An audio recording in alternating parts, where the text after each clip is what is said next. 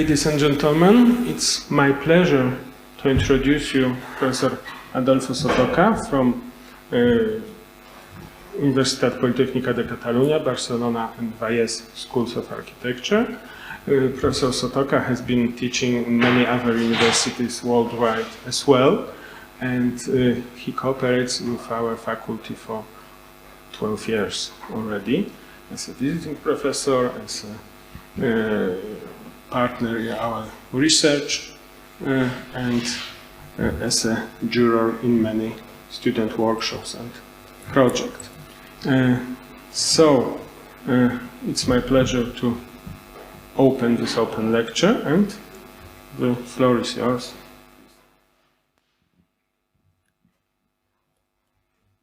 Thank you, Mateusz, for the introduction, and thank you all for attending this lecture. Thank you, Technical University of Kraków, to allow me to share with you. And anytime I come here, I'm very pleased, and I enjoy the city and the company of fellow professors like Anna Franta. So, today I'm going to talk about mobility, which is one of the main issues today when it comes to sustainability. You know that one of my fields of research at the moment is sustainability. And moving around cities, especially with some modes of transportation, accounts for a large amount of carbon dioxide emissions, and they have this kind of mobility. It has a lot of impact into the environment. And I would like to share with you what are the latest policies and programs that have been implemented in Barcelona and still being implemented there.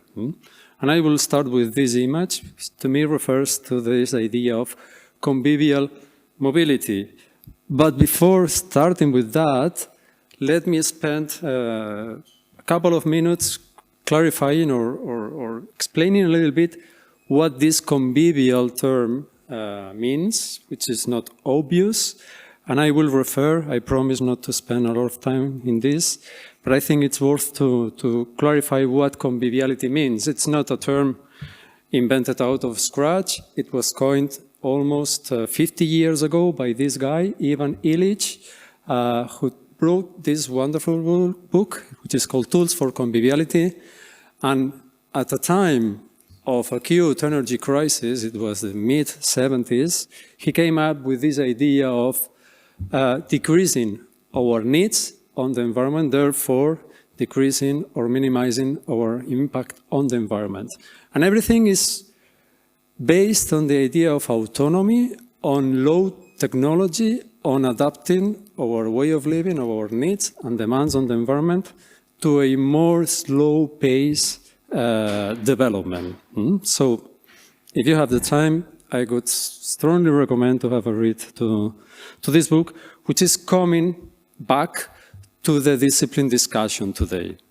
So, to make it short, the definition is about autonomy and the creative intercourse among people, and the intercourse of persons with the environment. And I would like to highlight some of the critical keywords or key concepts that will be highlighted also in yellow along the presentation. Autonomy, intercourse, people, environment, industrialization, participatory democracy, low energy technology, and mobility. These will be the main topics that I will try to develop along this lecture. So, enough of definition. This will be the structure of the lecture. We've gone to the preface already. The preface was about introducing this term of conviviality. And for those who are not familiar with the context, with Barcelona, I will go very rapidly through the city so that you have a better understanding both on the spatial context, but also on the history of the city. In brief, and this will be important later in time during this lecture, you need to understand that the city of Barcelona itself as a municipality, it's quite packed, quite dense city, 1.5 million inhabitants in no more than 100 square kilometers, 10 per 10. This is the darker area that you see here. This is Barcelona municipality. But Barcelona is embedded in a wider area, the metropolitan area of Barcelona, which is home of 3.5 million inhabitants, and it accounts of 36 different municipalities. It's a much more complex reality, and the functional unit of Barcelona is not only the city itself, but this large area where all economic interchanges and all economic activities and daily activities happen. I myself, I live here in this part of the city, but I work somewhere here, so I commute, well, actually I ride by bike every day from my home to the school the School of Architecture, where I'm teaching, as me, many other inhabitants in this very complex reality. So this is the spatial context. This is Barcelona. Interesting to know is that it's a very limited city in terms of geography. There is the sea, as you may know, 2 rivers, one side here and the other here, and there is a mountain range at the backside of the city, all together packed in this 10 per 10 kilometers surface area. And as you can see here also, the city is quite well known for its grid. We will come to that later on. It was a development of the 19th century, but it's also the stage of more informal developments, especially when it comes to the contact with these hilly areas, and we'll come to that later on. Historically, very briefly, the city has a Roman foundation. This is Barquino, located in this natural harbor and close to the Montjuic mountain. For natural reasons, the city was first founded there. And then the medieval city, as many cities, as Kraków as well, there was this very clear distinction between the urban core within the walls, right, and the hinterland. And there were plenty of water streams and natural resources around the city, and the city was self-sustainable from the metabolic standpoint, and all the food and all the resources required to sustain this urban core were obtained from this nearby plain, the Barcelona plain. And as you can see here, there are these 2 rivers and the mountain range at the back of the city. It all changed in mid-19th century. Industrialization, this is a common process all across Europe. So there was the development of new technologies, new modes of production, and capital was concentrated in cities. Production was concentrated there. So there was a big flow of migrants coming from the countrysides to the central cities where the economy was gaining pace. And at that time, the walls were demolished, right, as in many cities. And there was this plan of extension, which is very rational. We'll see the original plan in a couple of slides. And you see how the pre-existing natural assets, the plain of Barcelona, was being occupied and built during this process. This is 19th century, and this is how Barcelona looks like today. In red, the municipality, but as you see, the reality goes far beyond the municipal boundaries. These are other municipalities, but they function as an urban continuum. So, as I mentioned, this is a very complex reality, as many other metropolitan areas are. But let me go back a little bit to 1859, when this plan, the extension plan of Ildefonso Cerdà, was drafted. At that time, modes of transportation were not, the car didn't exist and nobody expected the car to exist. So the grid is not itself conceived and designed at the needs of cars, of motorized mobility, but the plan turned out to be very useful because it's very well dimensioned. The blocks are 113 per 113 meters, and the streets are 20 meters wide. So even though the initial plans was not to build this area for the sake of cars, it turned out to be very, very efficient during the 20th century. This is how the Eixample Cerdà looks like today. A very dense city, very compact one. Everything is at hand. The idea of the 15-minute city is possible here. You may find any kind of activity and public facility within 10, 15 minutes minutes walking distance. And this is very good from the one hand. But from the other, it's a very compact city, as I said. The density is around 400 housing units per hectare. is denser than many cities that we may think are denser, like Manhattan, for instance, or even some parts of Hong Kong. Barcelona is even higher in density. So there is the lack, a very acute lack of public space. This is one of the problems that we are facing today. So this is the industrialized or even post-industrial city that we are living in today in Barcelona. And when it comes to people, cars, they have taken over this space. So my question for you, looking at this slide, is where are the people in this city? You may have this idea of Barcelona being very walkable and very nice. Of course, there are parts of the city which are the touristic parts and so on, but the real Barcelona looks like more like this. These streets, 20 meters wide, as I thought, taken over by cars, and people, you see, they are somewhere, but they have a very few space. So this is one of the acute problems that we have today. So, given that context, what are the current challenges, not only for Barcelona, but for many cities European-wide? Climate change, right? So, in 2020, the city was very well aware of these questions, and they started this campaign. They call it the Climate Emergency Declaration, January 2020, and it was the starting point for many policies, not only regarding mobility, but also regarding the housing stock, regarding the treatment of public spaces. The idea was to adopt policies, strategies, and actions more in line with a more sustainable way of development. When it comes to traffic, let's put some numbers, because sometimes numbers, they give us a clearer picture what we are, right? So these are the numbers. I won't go through them but in detail, but important issues to be taken into consideration is the microparticles that are polluting air emissions. They are very, very high in Barcelona. As I know, in Kraków also, that's a problem. So the big problem are these ones, these microparticles. By breathing the air, they get directly into the bloodstream. So it's important also to take that into consideration, as well as carbon dioxide emissions and nitrogen dioxide emissions. They are the result of this combustion or this motorized mobility.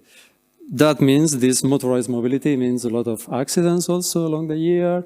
And something worthy to mention also is that because of this very dense pattern, of this very dense way of development, Barcelona is far from the minimum public space standard per inhabitant recommended by the World Health Organization. It recommends 10 square meters of public space per inhabitant. Barcelona is well below that, almost half of it in average. But there are some neighborhoods where the standard of public space is even less. It's 3 square meters of public space or green space per inhabitant. So that's also a very acute issue to be addressed, right?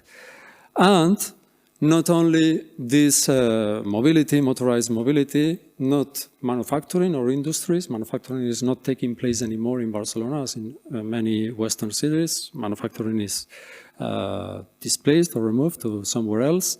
But there are new industries popping up and taking over the cities. In case of Barcelona, as it is in Kraków, as far as I know, is tourism.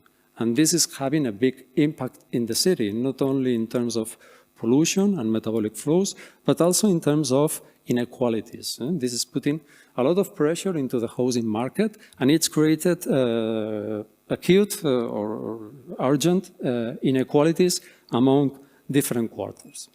So these areas are the most visited areas by tourists. This is taken by social media uploads on Instagram or Facebook or whatever. So the central part of the city, the more red the image is, the more visited by tourists the area of the city is, right? So again, this is posing a grave threat in terms also of the housing market. Here you see the household income in average for different areas of the city. As you can see, wealthiest areas are in the central part of the city, whereas some other parts, they are even 5 times below the highest income levels of the city. Inequality plays also a big role. So these are the current challenges. How to approach that? The city in 2020 approved 5 main strategies.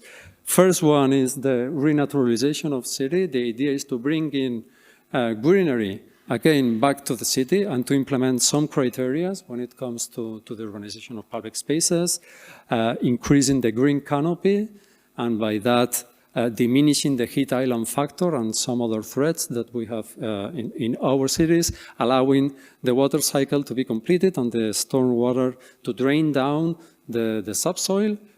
We are in a southern European country, as you can imagine, water is quite scarce there, so it's important for us to make the optimal use of the resources we have. And underground water is relevant in that sense. Very recently, last week, a new plan for hydrological resources was approved in the city of Barcelona, and for the first time, the aquifer we have below one of the rivers will be used again after 70 years of being neglected. So, I don't know if this presentation will be available for the audience, but in any case, if you're interested, these are the links where you can, check these documents, which are driving the latest interventions in the city of Barcelona. Some more images working on this idea of biodiversity and having a more natural treatment of public space, but not only at the ground floor level, also rooftops are playing an important role. In our architecture, in our climate, rooftops are flat, and in the past, they have been places for socialization. Neighbors, they met there, they dried their clothing, and I remember myself as a kid going up to the rooftop of my building with my mom and playing with other kids while my mother was hanging the clothing, right? So this is an important part of our culture.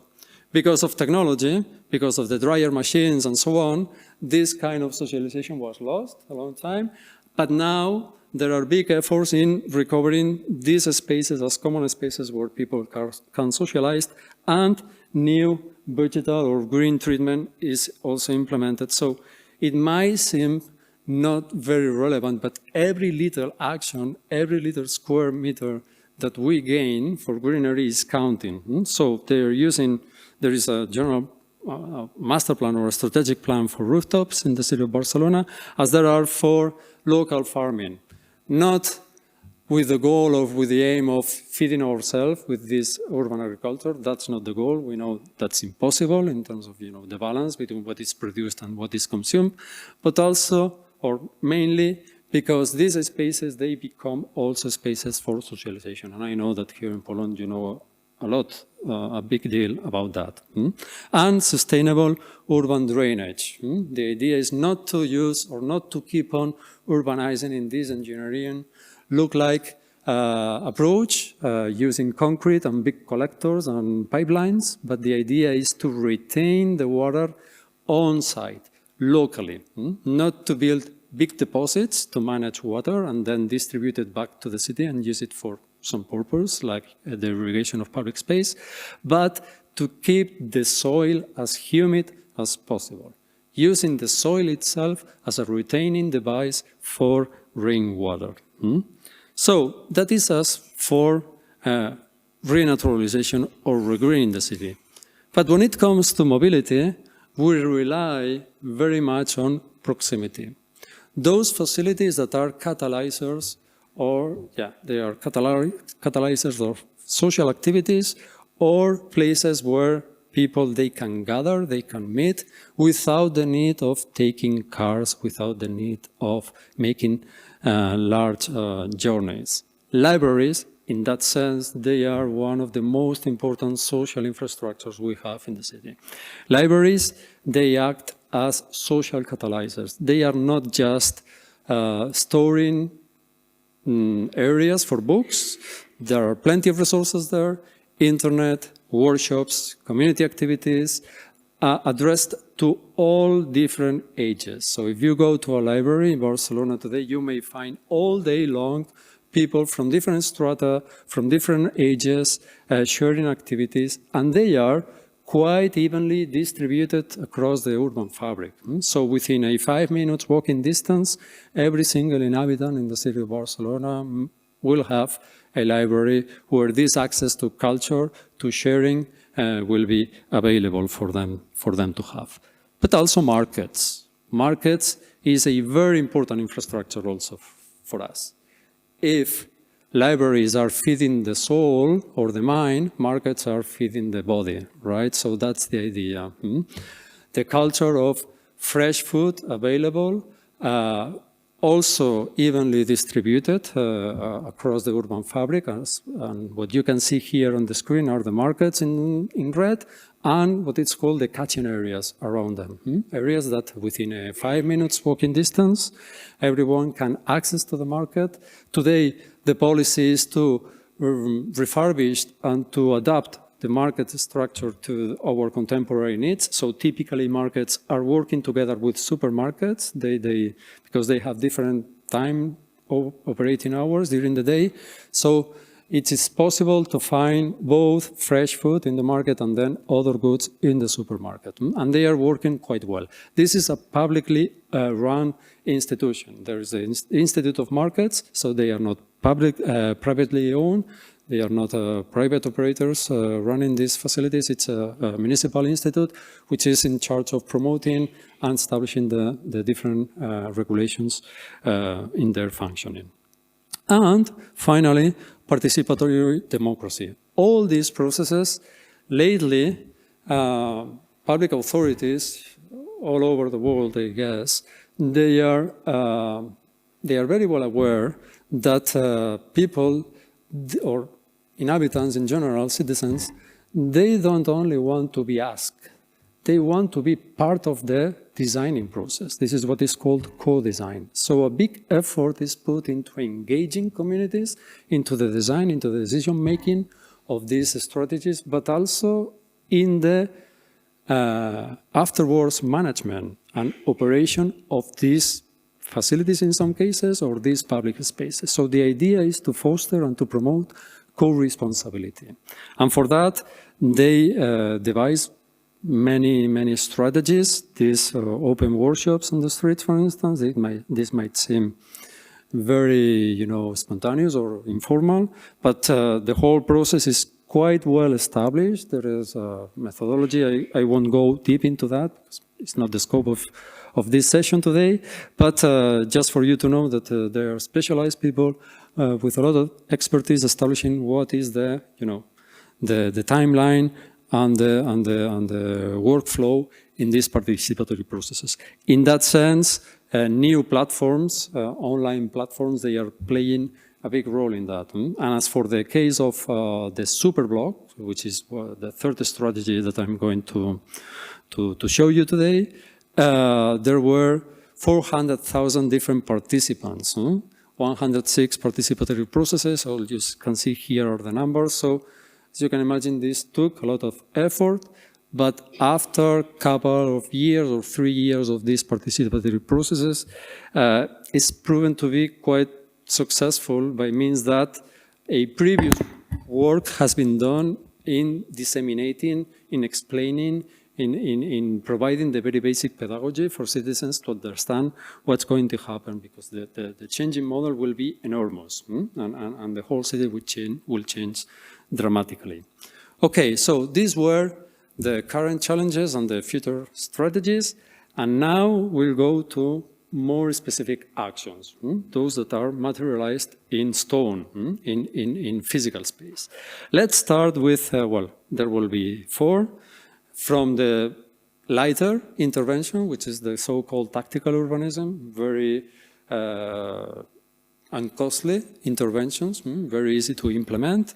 Then specific programs addressing particular targets, which is the program protecting schools, and the target here are children, right? And then the more systemic planning look-like intervention, which is the superblocks strategy. And finally, we will end with some punctual interventions complementing this strategy with public transportation schemes. Let's start with the reclaimed streets. what you see here in this image is one of the main roads or main streets in Barcelona taken over by citizens during the pandemic, during the COVID, right? That was a tough time. I don't need to remind you that. We all have gone through that. But at some point, people were allowed to go back to streets. So at that point, the city council decided to allow pedestrians to go back to streets, but not cars.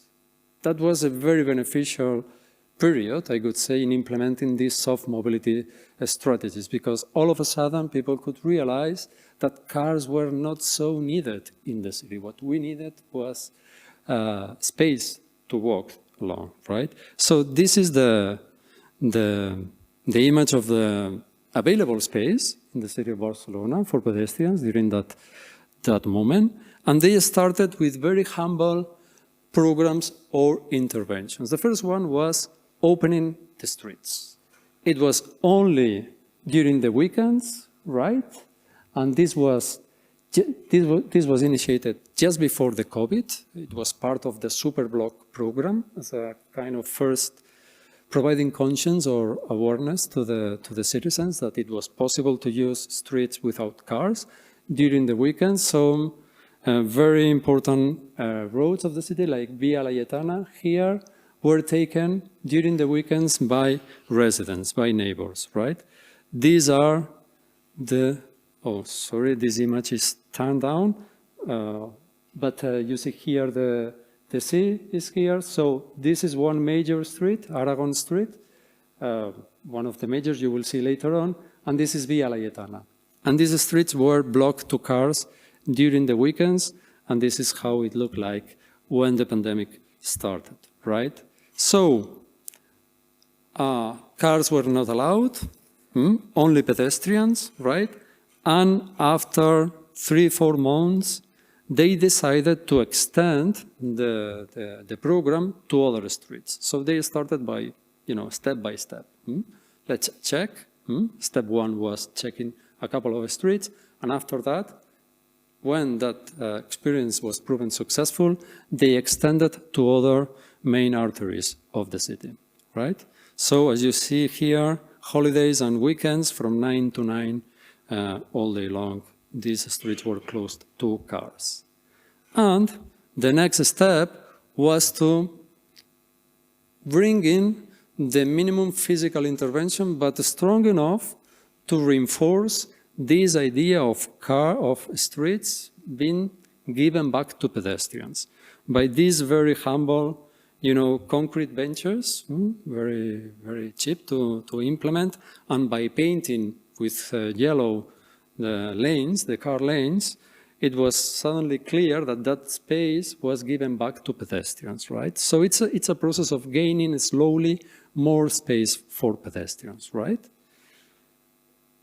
And they kept on going with this intervention. The step number 3 was to extend it even further to other areas of the city. And here are some numbers of what was achieved during that period. So 3 hectares, more or less, for pedestrians, new 17 bus lanes, or improvements, and bike. Bike, it's a fundamental mode of transportation in Barcelona. Our climate allows for that, and the topography of the city, 80% of the city is quite flat, so it's very convenient and very easy to ride a bike all across the city. And they kept on improving these conditions, right? By means of, changing the design. There were the bluer, the more permanent this pedestrian space would be. This is Carrer Pelai, one of the main commercial streets in Barcelona. So cars lost one of the lanes. It's given back to pedestrians, but also economic activities at the ground floor level were implemented, terraces, bars. So during the pandemic, it was hard or not even allowed to be indoors, right? So they extended their activity on the sidewalks. And businesses were granted this permission to use public space for these commercial purposes.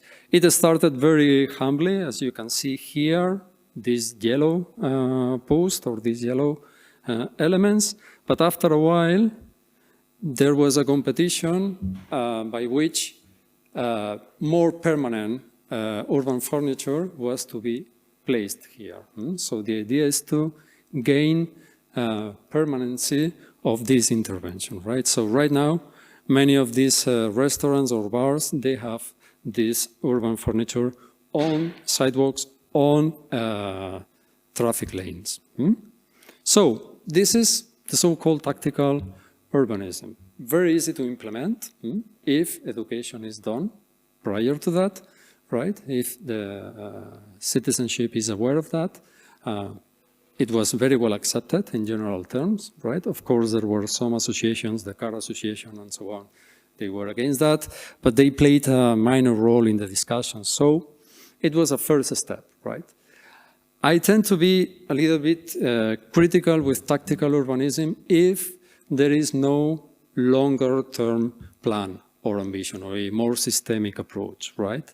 So if this has ended here, maybe you could be a little bit more critical, because as soon as, or since these interventions are quite easy to implement, they are quite easy to remove as well. So if the political trend changes or the authorities change their view and so on, this could be easily removed. Luckily enough, in the case of Barcelona, this was part of a wider view, of a longer-term plan, right, which is the superblock. So this was a first step for a wider or more ambitious end that we will see later on. Simultaneously to that, they also work with this idea of the city of children, right? Let's think for a moment in the most vulnerable profiles or users of public space, right? If you allow me the joke, it's kind of using the canaries for mines, right? You know that if oxygen or air is no more in a mine, as soon as the canary dies, everyone goes out of the mine, right? So same thing with city, if you allow me the joke. If a city is suitable, convivial, and proper for the most vulnerable profiles, it is for everyone, right? So they started by implementing this program for children, which is the most vulnerable population in cities. And they came up with this program, which is protecting the schools. It was inspired by this urbanist, Francesco Tonucci, maybe you know him. He's the author of this book, City of Children, and it's very much about this idea of a convivial city, a city suitable and appropriate for children, with this idea of, guaranteeing the minimum standards for everyone to feel safe, to feel comfortable in our urban environments. So these are the main driving slogans or the main driving ideas. So schools are the most sensitive areas of the city. Schools should be the priority in terms of transformation of public space, and schools at that time, 1 out of 3 already had this condition of being convivial for children, right? And most importantly, is that schools, again, as markets and public libraries, they are spread homogeneously all across the city fabric. So by having this program for schools and by getting to some standards or some very humble actions, if you replicate them and scale them up, you will obtain an enormous impact across the city, right? So here's a map of the educational centers in the city of Barcelona, almost 600 educational centers or schools, right? And they were programmed in time.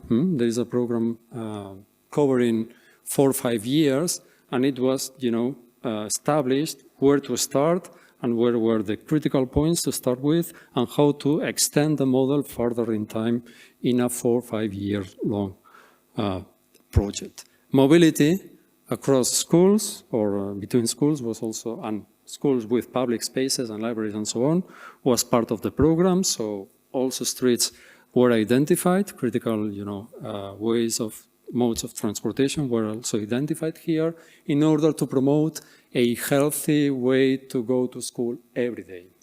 Promote walking, promote going by bike, and there were even these bike lanes or bike convoys, let's call it like that, parents shifting and taking care and taking the responsibility of driving by bike, not driving, but taking by bike a whole row of 50, 60 children every day to class, right? So you could see in one or some of these main roads in the city of Barcelona, it was blocked by the transport authority for cars, and you could see bikes collecting all children from different homes and arriving to school. So this was part of the process.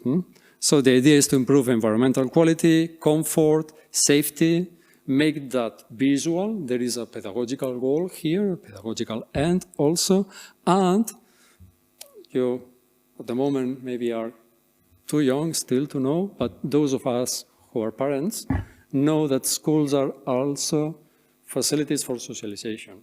As soon as you get children, the parents of your children become your parents, right? Not your parents, your friends. So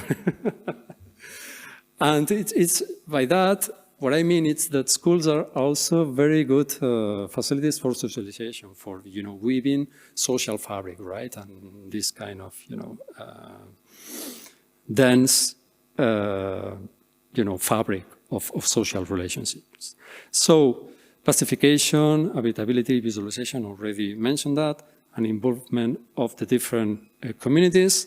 And the projects, again, were very humble in their scope and in their ambition. In some cases, it was something like just gaining some space in front of the school entrance, right? Taking over car lanes so that, as you know, children, sometimes they go out of school crazy, running and so on. So they need some space, right? And parents, they need space there for them to wait the children to go out of school. Imagine how different the situation is here by just having only this space, a couple of meters, and by just adding an additional meter or meter and a half, and then a fence, this whole area becomes safer. It's very, very simple, very humble. But it, in a way, it has a double effect. On the one hand, it's providing a safer environment for these schools. They are located most of the times in very dense areas, right? Very noisy. And so before that, those were unpleasant spaces. But by gaining this space, they become safer, more pleasant. And on the other hand, cars are losing space, right? So it has this double effect. Some other images, you don't even need to build a platform, just painting with these green areas on top of the asphalt, right? And placing some fences, you get this extra space for schools, right?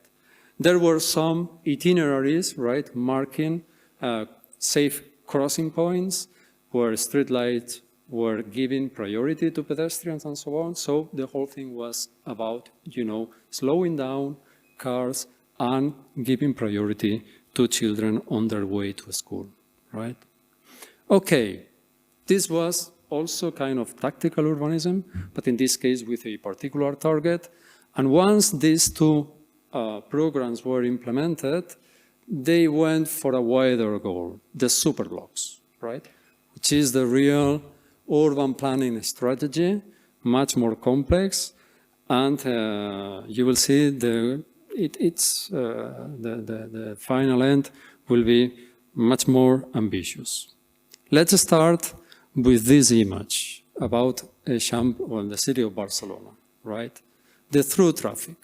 Barcelona, as I mentioned, as a city, as a municipality, it's embedded within a more complex reality, and it's not really a centralized metropolitan area. Many activities are spread all over this metropolitan area, so Barcelona is not only the final destination, but it's also a through traffic area or a crossing area for cars moving from one side of the metropolitan area to the other. And this is what you see in this image. On the left side of the screen, you see the number of travels every day. There are two big motorways, the Ronda Edal and Ronda Litoral here, right? Big super highways, I would say, motorways, right?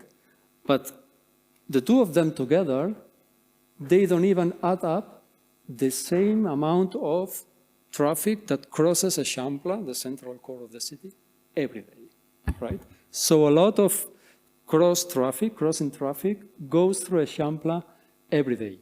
And if we translate that into air emissions, nitrogen dioxide emissions, you will see that Eixample is quite polluted, well over the maximum threshold established by the Health World Organization, right?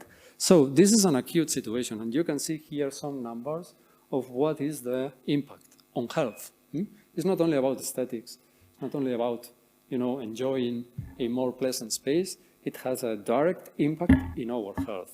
So let's start with working with that, and I will describe the whole process in 4 steps, right? Because urban planning, it's not only about space, it's also about time, how to implement things, how to implement actions, and how to make them sustainable a long time, right? So the first step is to redefine the moving pattern, right? The ways, the directions of the different streets. So the idea, what you see here, is not to allow for crossing traffic.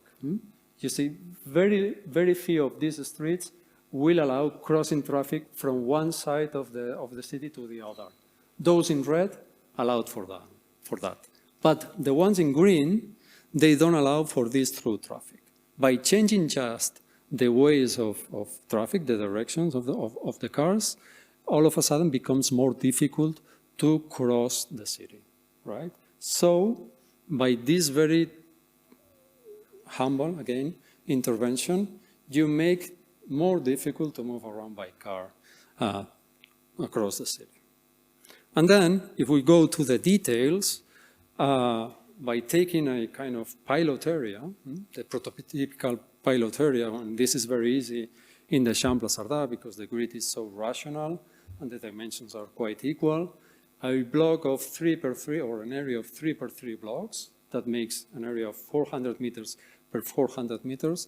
That was the prototypical or the prototype that was rethought and reformulated in this program. The idea is that today everything flows all over, right? From cars, distribution of goods, bus lanes, so it's kind of very homogeneous, sometimes a little bit messy, distribution of mobility. So the idea is to rationalize that, and 1 out of 3 axes will keep this traffic condition, right? Transit corridors for cars, buses, public transportation, bike lanes, segregated bike lanes, but the rest, the remainder 2, were preserved for locals only, people living within this area. So it is not possible to go through these streets. If you want to go from one side of the city to the other, you need to take one of these axes, right? But you cannot cross along this green axis, right? This is only accessible for people living here. The directions expel you from the inner part. Only local residents, bikes, and punctual distribution of goods are allowed here, right? So as you can imagine, this also means redistribution of activities, right? In the longer term, it's not only about modes of transportation. Not everything is about electric cars or non-polluting modes of transportation. It's also about the distribution of activities, right? So the idea is that commercial activities or those activities that demand, goods, like restaurants or businesses or whatever, they, in time, should be located in this perimeter, right? And the inner areas of this superblock should be devoted or should be mainly hosting or allowing for residential purposes, right? So that's the idea. I point out this because when it comes to mobility, it's not only about how you distribute traffic and modes of transportation, but it's also the reason why you're moving, the starting point or the destination point, right? So the origin and the final destination, and what kind of activity you are developing, and that is the reason for you to move around the city. So in that sense, superblocks also mean rethinking how activities are distributed in the city. So the idea, when it comes to the very physical definition of the street, is to move from this. This is the street as devised by Ildefonso Cerdà in 1859, right? Very simple. Just allowing for the minimum dimensions, right? Some trees, not very big detail of what is happening underground, but as we moved forward on the 20th century, the whole thing became a little bit more complex. So trees, they have roots, right? There is a need for the flows of water, energy, and so on, sewage systems, so infrastructuralization of the city, and the car taking over, right? This is the typical section of one street in Champlain Cerdà during the 20th century. So the idea is to move from this to this, right? A more convivial section of the street, a bigger presence of pedestrians, of residents, a more, strong presence of vegetation, not only at the street level, but also at the rooftop level. And allowing for the permeability and the relationship between ground floor levels and the streets, right? So this very clear boundary between private domain and public domain, it needs to be, transitioned in a way. And those very hard edges, they need to be softer so that there is a better or more fluent relationship between architecture and private uses and the streets. Okay, this is step number one, right? Step number two is about devising how this prototypical model, the 3x3 super block, and then the section of the street, how this could be implemented into a wider scale. So this is the scheme for the green corridors or green canyons or streets devised for the whole city of Barcelona, right? So not only Eixample, but also the more slopey areas of the city, these informal neighborhoods. I'll come to that later on. So step three, again, pilot areas. Let's implement this and test that, monitor that, how it's working into a smaller scale, so that we are sure that implementing this into a wider scale or scaling this up will work. And they started by identifying some pilot areas. Some of them have been developed already. So the idea is to move from this to this, right? The before and the after. Before in gray, black and white, and the after in color. In this case, the intervention was still very tactical, you see, and expensive, very easy to implement. In some other cases, the intervention has been much more ambitious. It's about redesigning and rebuilding the whole urban landscape, right? This is how Mercat de Sant Antoni, by the way, this is a market, so the area was selected according to that idea of proximity that I was mentioning at some point, right? And this is how it looked like before, loading areas for goods and so on, the disposal of weights and so on. This is managed underground nowadays and giving back to the rest of, or to pedestrians or to citizens, part of this street, of this public space. Again, super blocks is not only about mobility, it's also about providing public space. If you remember, the ratio of public space per inhabitant in Barcelona is very low, especially in this part of the city. 3 square meters per inhabitant, right? So streets are seen also as new public spaces. In the past, the policy was to recover the inner courtyards of these blocks, but the whole program is reach its final destination. I mean, there is no the chance to recover or to take back more of these inner courtyards, and now the focus or the attention is turned to the street. So it's mobility on the one hand, but it's also public space on the other, right? Some numbers. It's not only about providing the experience or the atmosphere or the feeling of this new public space, but it's also about monitoring that and providing numbers. Decision makers, politicians, most of the times they need these numbers in order to prove these interventions to be successful. So for this pilot area, the Mercat de Sant Antoni, the one that I was showing you before, this one here, which in plan is located here, right? It's this area. So the numbers are as follows, right? So 2017, 2019, right? Decrease on nitrogen dioxide, right? A third of it, right?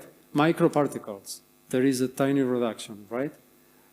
Something we didn't mention, noise pollution, which is also affecting our health, right? So there is also a decrease.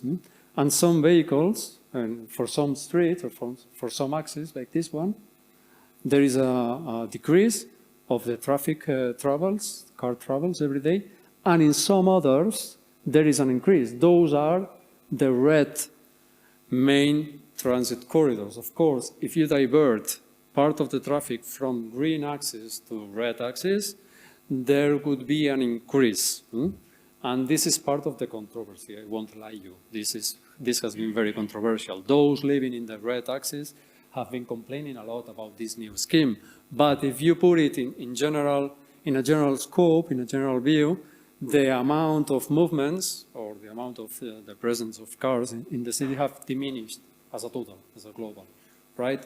So there is this, dark side of the history, if you want, which is the unequal distribution of the impact of this program. And we all acknowledge that, so this is something to be, in a way, discussed or improved maybe in the future. And this is how it looks like in the same area from above, right? This is Mercat de Sant Antoni and how the new public areas are urbanized today. Not as green as we would like to, or I would like to still, right? Too much stone, too much impermeable pavement, but some areas are certainly working better, right? In terms of, this water cycle or this storm water drain down to the subsoil. And the usage of some pavements, like in the past, we were commenting on that prior to the lecture with Professor Afranta. So these more traditional ways of paving allows for the water to drain down the subsoil. So step 4. Step 4 is let's extend the model. Once we have tested and monitored the benefits of this intervention, let's extend it to some other parts of the city, to the Eixample as a whole, right? So in this case, they identified, or they have been identifying different green axes, right? And they are, at the moment, developing this one, Consell de Cent, and the crossing axes, and these plazas, they call it like that. These crossing points are spaces for future plazas, not just joints or crossing points for cars, but new plazas, you will see in a while. So they organized the competition, they launched the competition a year and a half ago. The winning proposals were awarded with the projects a year ago or so, and now they are building them. Next time, if there is the question, I will be able to show you the final result. They are at work at the moment. And these winning proposals, most of them, they have a super interesting understanding of the urban metabolism of water, for instance, what's happening underground. This sustainable urban drainage system, how water is stored locally, if possible, and how is it driven to some other parts of the city, if necessary, and the presence of green canopy. There is a lot of emphasis also in using local indigenous endogenous species, so that they require less maintenance. If you've been to Barcelona, there is this platan tree, which is very common, which is not in our climate. I mean, it was very convenient at some point to plant them because they grow fast and so on, but they suffer a lot because of the climate conditions, and they need a lot of maintenance, right? So the idea is to use endogenous species, right? So that they are working in line with the climate conditions, right? This is something very important. And as for the crossings of these streets, if you put them, they may seem not relevant the way they are today. They are just parking areas for loading and unloading goods, for instance, and crossing points for pedestrians. But if you put them at the same scale in comparison with some very valued plazas in Barcelona, like the ones we have in Gracia, one of the most appealing and fashionable neighborhoods in the city, they are quite equal in terms of size, right? So if you were familiar with the city of Barcelona, you could realize that this plaza, which is Plaza del Sol, one of the most popular, right, has almost the same surface or the same dimension that one of these crossings, right? So it's not a crazy idea to turn these plazas into something new, into these new public spaces. And that's only possible if you block the access of cars to those spaces, right? So these are some images of the winning proposals, and they are now at work in making this happen, right? They are building these spaces in the city of Barcelona. Okay, so far, this is very quickly Superblock. But now I would like to make a question, to pose a question to the audience.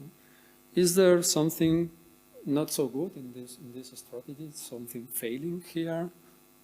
Something that sounds, not illogical but too easy? Or where do the cars of people who live in those places go? Because if you have a car, you are more likely to want to park it near your home, and so you need quite a lot of space for parking. as I said, most of these buildings, they have underground parkings, right? So they still have access to their parkings, structured parking underground. And parking on streets, it's becoming more and more expensive and difficult to have, right? That's correct. But most of these residents, they have their own parking spots inside the buildings underground, right? So that's the idea. And for those visiting, right, not having these parking spots, the idea is that they take public transportation, or they go by walking or by bike or other means, non-motorized mobilities. So my big critique, and I will answer my own question, is that this model is very easy to implement in this very rational grid, this Eixample structure, right? And for those also living in Barcelona, this is the area of the city, the Eixample, where everything happens, right? We've been discussing about the Eixample for decades, for a century and a half almost, right? And this is one of the wealthiest areas of the city, right? So the question is, what happens to other parts of the city? You remember that I showed you pilot areas, that they were located somewhere here also, somewhere here, and the city council decided not to go for it. They started with the easy part, right? With the area. Of course, there is a reason for that. That is still the most polluted area of the city, where the car traffic has the biggest impact, in a way. But as a citizen, as a Barcelonian, I would like to see this model implemented or extended in some other parts of the city, where there are also some social issues and unfavorable conditions, right? So we'll see in the future. That will be tough also because of the street pattern and the structure of the fabric.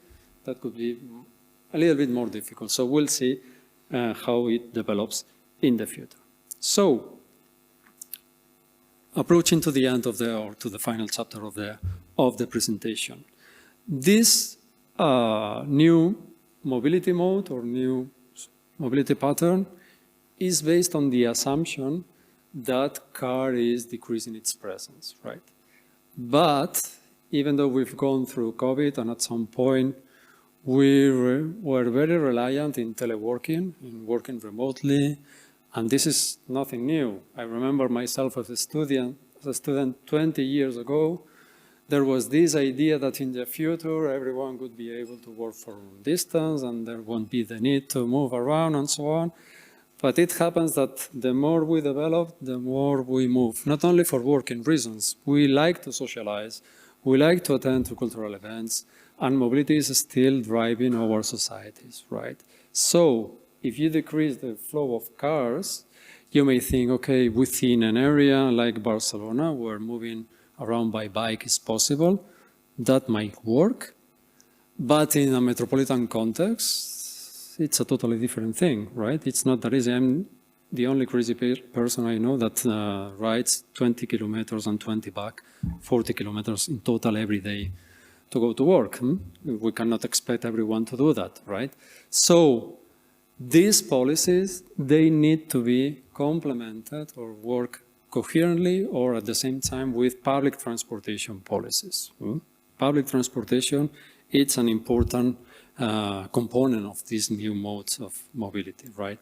So, and this is what I'm going to show you very briefly, if the presentation allows me for that. It got blocked at this point.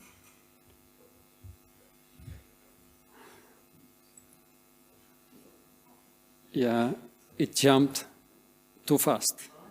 Yeah.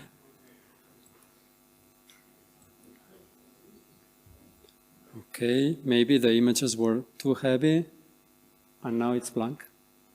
So let me restart again. Okay, it's coming back.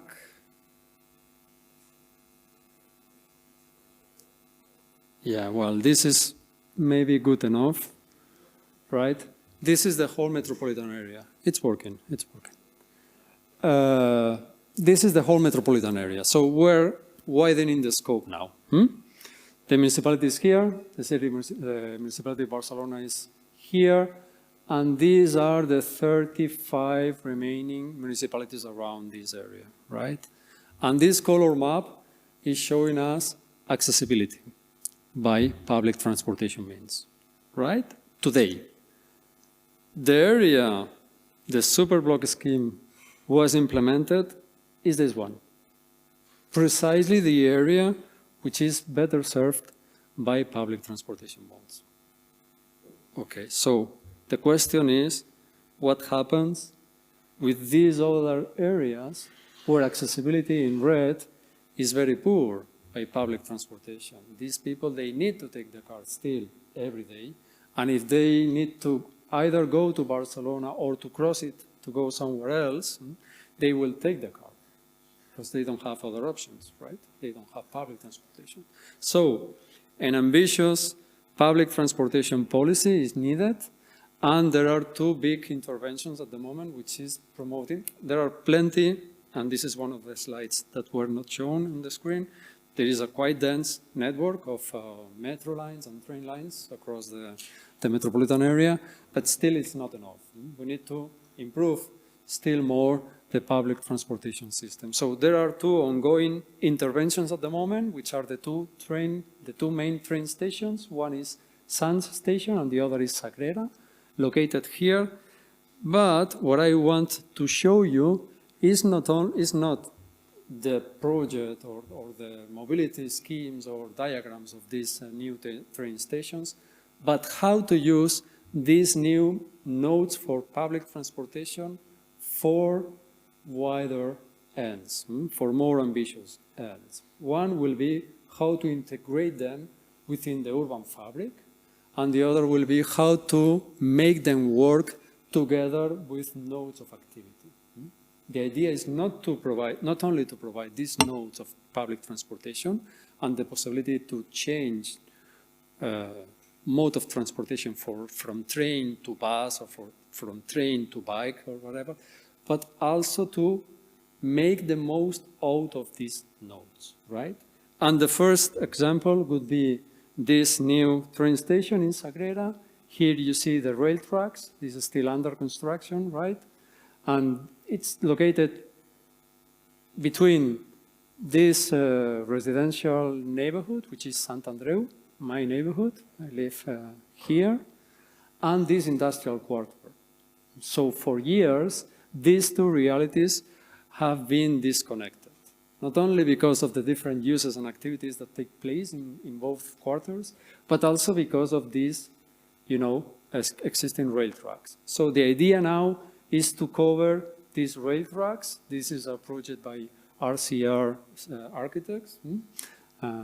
And what I want to show you is how to sew or to, you know, bridge this barrier or this scar of the city, right? So the idea is to identify crossing access, right, that allow for residents living in this upper side of the city to reach to the seafront, right?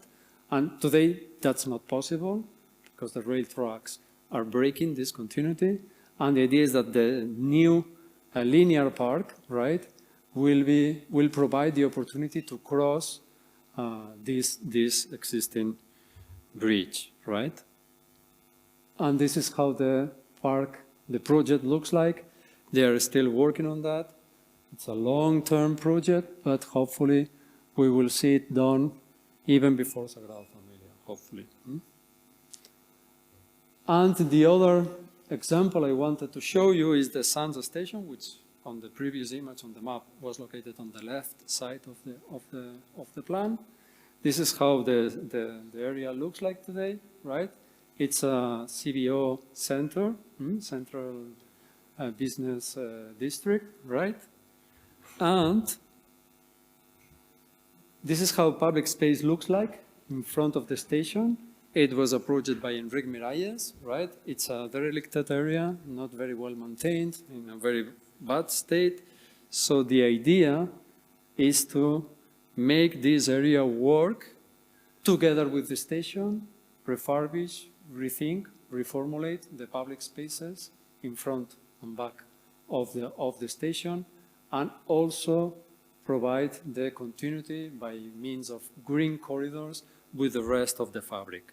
And the scheme will look something like this.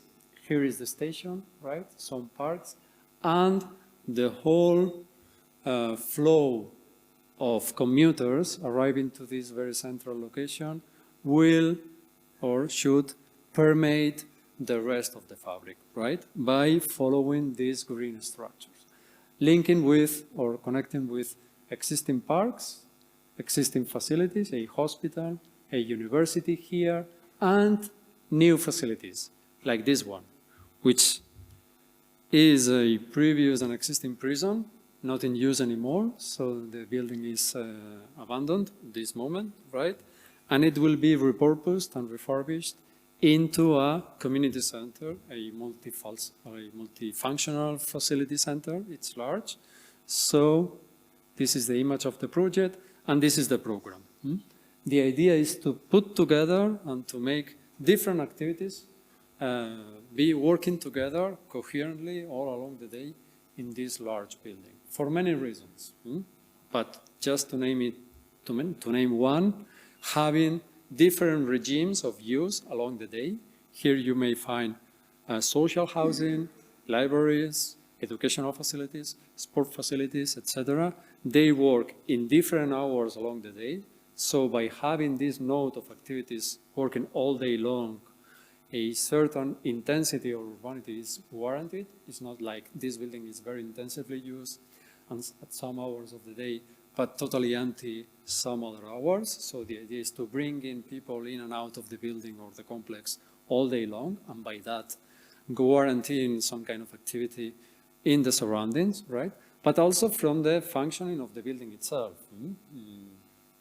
If you're familiar with the term energy community, all is about this idea of having a continuous regime of energy demand, right? So that you don't need to dimension the whole infrastructure for the worst case scenario, for the peak demand, right? The idea is to balance the different uses all along the day so that by minimizing the investment of infrastructure, you have a continuous provision of energy in this particular node of activity, right? So this is something proving that urban design, urban planning goes beyond the city scale. We need also to take into consideration also the architectural scale on how uses are distributed and allocated within the city.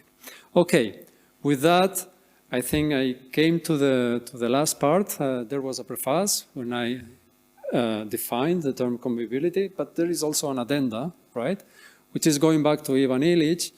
Besides Tools for Conviviality, which is a very nice book, this guy reflected on many issues on these industrial, post-industrial societies, and one of the most interesting books by him is Energy and Equity. And by energy, he means the energy required to move around, right? So when it comes to mobility, to a sustainable mobility, I could strongly recommend this book. And as a final quote, we can, in the words of Ivan Illich, with a bicycle, and by bicycle we may understand any kind of non-motorized mode of transportation, right? Those who refuse motorized mobility are masters, right, of their own mobility without encroaching that mobility of the others, right? So conviviality is about that. It's about sharing spaces, it's about finding our needs in balance with the needs of the others and not making a monopolistic use of space as cars and motorized mobility has done during the last at least 50 years. I think that's it. If there are questions, I could be more than happy to comment and discuss and answer them. So thank you very much.